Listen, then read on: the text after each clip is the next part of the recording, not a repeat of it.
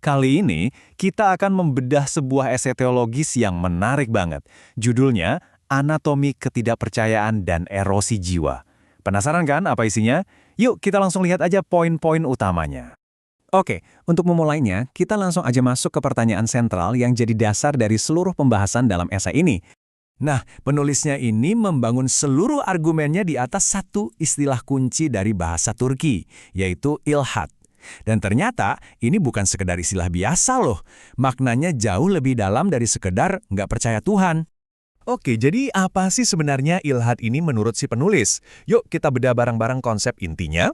Menurut penulis, ilhat ini bukan cuma satu ide tunggal, tapi ini adalah sebuah proses. Sebuah proses yang terdiri dari 3 tahap.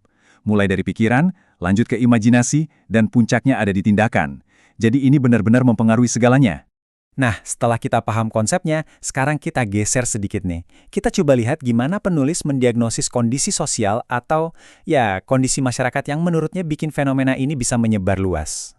Di sini penulisnya ngasih perbandingan yang tajam banget. Di satu sisi, ada masyarakat yang hati dan jiwanya terpelihara. Nah, di sisi lain, ada masyarakat yang didominasi oleh ketidaktahuan.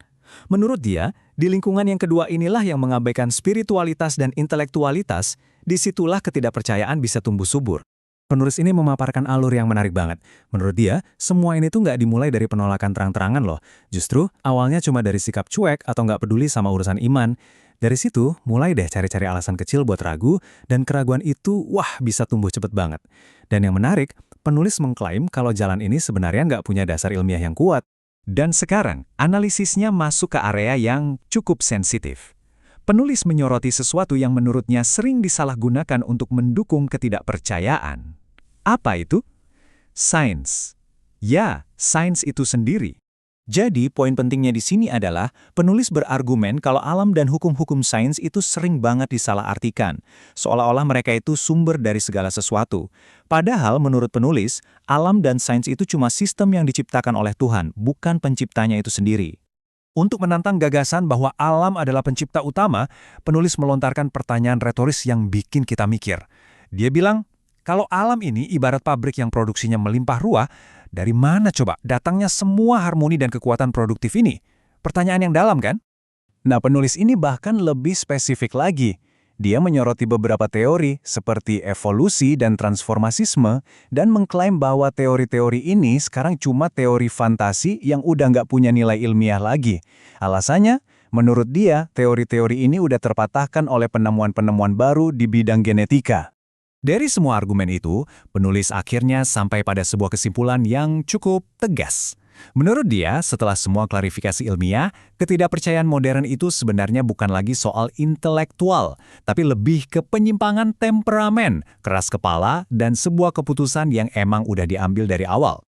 Oke, dari sini, argumennya bergerak ke titik yang menurut penulis paling krusial, paling genting, yaitu dampaknya pada generasi muda.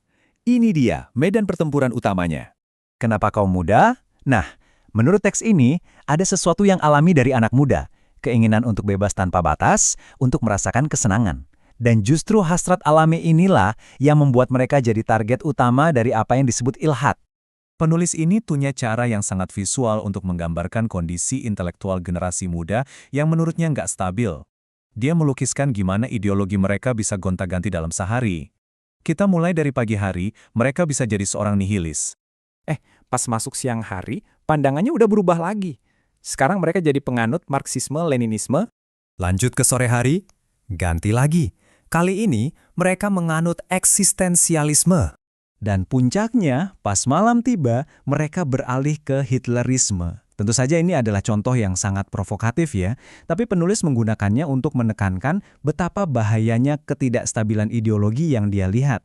Untuk memperkuat argumennya tentang betapa seriusnya situasi ini, penulis mengutip sebuah syair yang kuat dari M. Akif, yang intinya bertanya, tunjukkan padaku satu bangsa saja yang bisa bertahan hidup kalau spiritualitasnya sudah mati.